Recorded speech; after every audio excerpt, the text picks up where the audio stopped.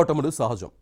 కొత్త నీరు వస్తే పాత నీరు కొట్టుకుపోయినట్టు పార్టీల్లో కొత్తవారు చేరితే పాత నేతలు అలిగి రాజీనామా చేయటం అంతే సహజం. చేరిన పార్టీలో ఎమడలేక ఆ తర్వాత మళ్లీ పాత గుడికి చేరుతూ ఉంటారు. ఆసిఫాబాద్ జిల్లా సిర్పూర్లో ఇదే జరిగింది. ఆర్ఎస్ ప్రవీణ్ కుమార్ బీఎస్పీని వీడి బీఆర్ఎస్లో చేరిన తర్వాత కారు పార్టీ మాజీ ఎమ్మెల్యే కోనేరు కోనప్ప కాంగ్రెస్ కండువా కప్పుకున్నారు. హస్తం పార్టీలో ఎమడలేక ఇప్పుడు మళ్లీ కారెక్కడంతో తన పరిస్థితి ఏంటని ప్రవీణ్ కుమార్ మదన పడుతున్నారు.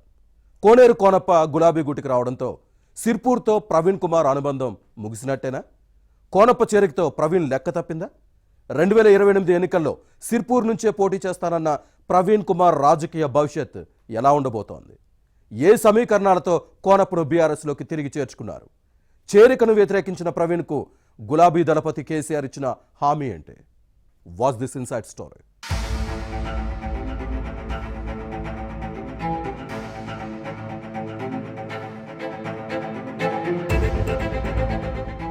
ఆసిఫాబాద్ జిల్లా సిర్పూర్ నియోజకవర్గ రాజకీయాల్లో ఆసక్తికర పరిణామాలు జరుగుతున్నాయి. మాజీ ఎమ్మెల్యే కోనేరు కోనప్ప తిరిగి గులాబీ పార్టీలో చేరటంతో రాజకీయ సమీకరణాలు వేగంగా మారుతున్నాయి. గత పార్లమెంటు ఎన్నికలకు ముందు కాంగ్రెస్ కండువా కప్పుకున్న ఈ నేత హస్తం పార్టీలో ప్రాధాన్యత లేకపోవడంతో బయటకొచ్చారు. కొద్ది నెలలుగా స్వతంత్రంగా కార్యకలాపాలు నిర్వహించారు. స్థానిక సంస్థల ఎన్నికల్లో ఇండిపెండెంట్ అభ్యర్థులను బరిలో దించి తన సత్తా ఏంటో కాంగ్రెస్ కు చూపిస్తానని అప్పట్లో ప్రకటించారు. అదే సమయంలో బీఆర్ఎస్ అధినేత కేసీఆర్ పట్ల విధేయతను ప్రకటించిన విషయాన్ని గుర్తుపెట్టుకోవాలి. దీంతో తిరిగి కారెక్కడం ఖాయమన్న ప్రచారం జరిగింది. సిర్పూర్ బీఆర్ఎస్ ఇన్ఛార్జ్ మాజీ ఐపీఎస్ అధికారి ఆర్ఎస్ ప్రవీణ్ కుమార్ గత ఎన్నికల్లో తన ప్రత్యర్థిగా పోటీ చేసిన కోనప్ప ప్లాన్స్ ను వ్యతిరేకిస్తూ వచ్చారు. వచ్చే ఎన్నికల్లో తానే పోటీ చేస్తానని కోనప్పను చేర్చుకునే ప్రసక్తే ఉండదని చెప్పిన విషయాన్ని ప్రస్తావించుకోవాలి. అయితే నాటకీయ పరిణామాల మధ్య మాజీ ఎమ్మెల్యే కోనేరు కోనప్ప తన తమ్ముడు జెడ్పీ మాజీ వైస్ చైర్మన్ కోనేరు కృష్ణారావుతో కలిసి BRS party working president KTR, మాజీ మంత్రులు హరీష్ రావు సమక్షంలో గులాబీ పార్టీలో చేరిపోయారు.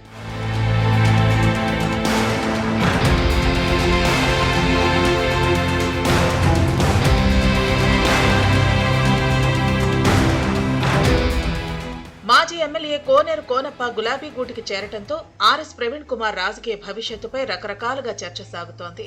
ఉమ్మడి మహబూబ్ నగర్ వాసి ఆర్ఎస్పీ అత్యంత వెనుకబడిన సిర్పూర్ నుంచి రాజకీయ ప్రస్థానాన్ని ప్రారంభించారు. ఎస్సీ నేత జనరల్ నియోజకవర్గం ఎంచుకోవటం అప్పట్లో చర్చనీయాంశంగా మారింది. 2023 అసెంబ్లీ ఎన్నికల్లో బీఎస్పీ అభ్యర్థిగా పోటీ చేసి గణనీయమైన ఓట్లను సాధించారు. త్రిముఖ పోటీలో బీఆర్ఎస్ అభ్యర్థి కోనేరు కోనప్పపై బీజేపీ నేత హరీష్ బాబు విజయం సాధించారు. అయితే ఆర్ఎస్ ప్రవీణ్ కుమార్ చేసిన దుష్ప్రచారంతోనే ఓడిపోయానని మాజీ ఎమ్మెల్యే కోనప్ప కోపతాపాలు వ్యక్తం చేసేవారు. ఇక గత పార్లమెంటు ఎన్నికల ముందు ఆర్ఎస్ ప్రవీణ్ బీఎస్పీని వీడి బీఆర్ఎస్ లో చేరిన విషయాన్ని గుర్తుపెట్టుకోవాలి. దీన్ని వ్యతిరేకించిన కోనప్ప కాంగ్రెస్ లోకి వెళ్లిపోయారు. పార్లమెంటు ఎన్నికల్లో నాగర్ కర్నూలు నుంచి బీఆర్ఎస్ అభ్యర్థిగా ప్రవీణ్ పోటీ చేసి ఓడిపోయారు. ఆ తర్వాత మళ్లీ సిర్పూర్ నియోజకవర్గ బీఆర్ఎస్ ఇన్ఛార్జిగా కొనసాగుతున్నారు.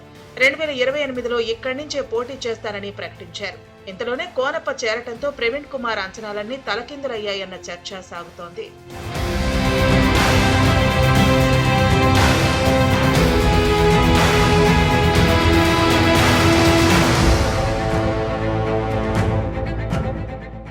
వాస్తవానికి కోనప్ప విషయంలో మొదటి నుంచి ప్రవీణ్ కుమార్ తీవ్ర వ్యతిరేకతతో ఉన్నారు.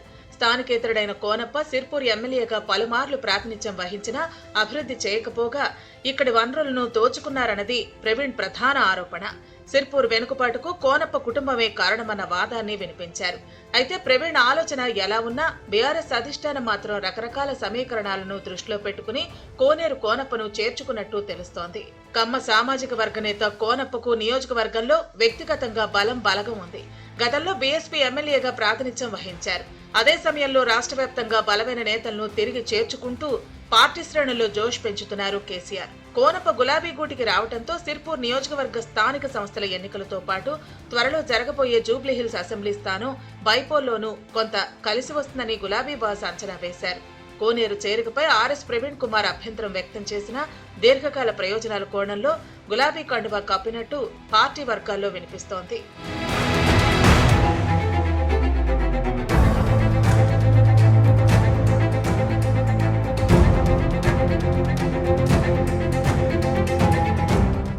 అయితే 2028 28 అసెంబ్లీ ఎన్నికల్లో సిర్పూర్ టికెట్ హామీతోనే కోనప్ప గులాబీ కండువా కప్పుకున్నారన్న ప్రచారం జరుగుతోంది.